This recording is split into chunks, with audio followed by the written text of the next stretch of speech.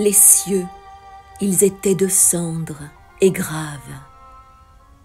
Les feuilles, elles étaient crispées et mornes. Les feuilles, elles étaient périssables et mornes.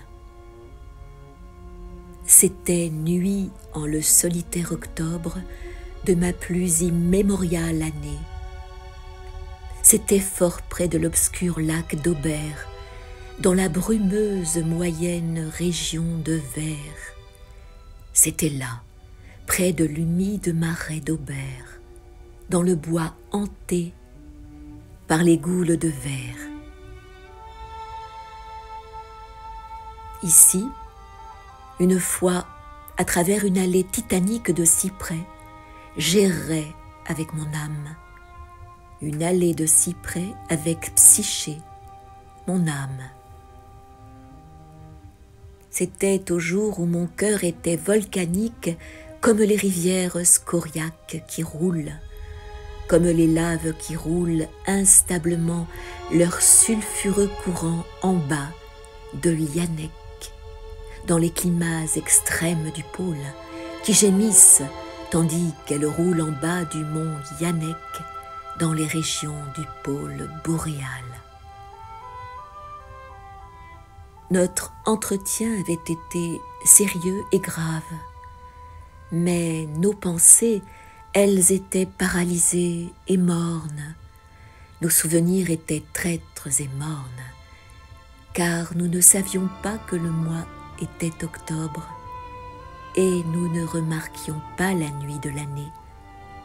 Ah, nuit de toutes les nuits de l'année, nous n'observions pas l'obscur lac d'Aubert, bien qu'une fois nous ayons voyagé par là. Nous ne nous rappelions pas l'humide marais d'Aubert, ni le pays de bois hanté par les goules de verre. Et maintenant, comme la nuit vieillissait et que le cadran des étoiles indiquait le matin, à la fin de notre sentier, un liquide et nébuleux éclat vint à naître, hors duquel un miraculeux croissant se leva avec une double corne, le croissant diamanté d'Astarté distincte avec sa double corne.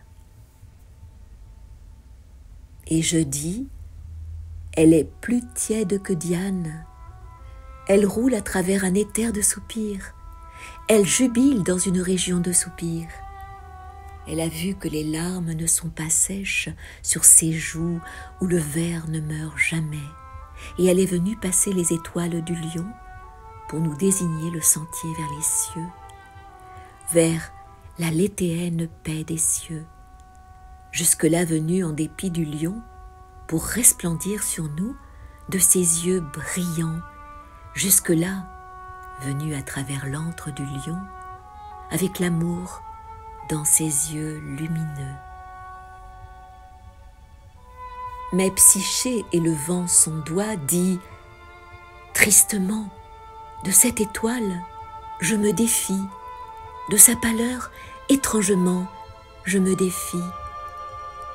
Oh, hâte-toi, oh, ne nous attardons pas, oh, fuis et fuyons, il le faut.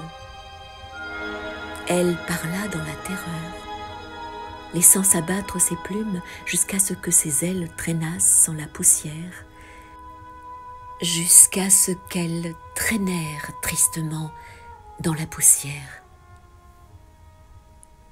Je répliquai, ce n'est rien que songe, continuons par cette vacillante lumière, baignons-nous dans cette cristalline lumière, sa splendeur sibylline rayonne d'espoir et de beauté cette nuit. Vois, elle va, vibrante, au haut du ciel à travers la nuit.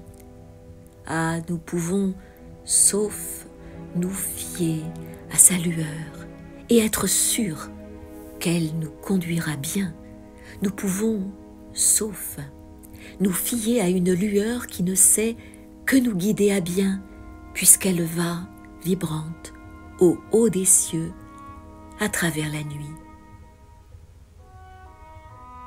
Ainsi, je pacifiai Psyché et la baisai, et tentai de la ravir à cet assombrissement, et vainquis ses scrupules et son assombrissement.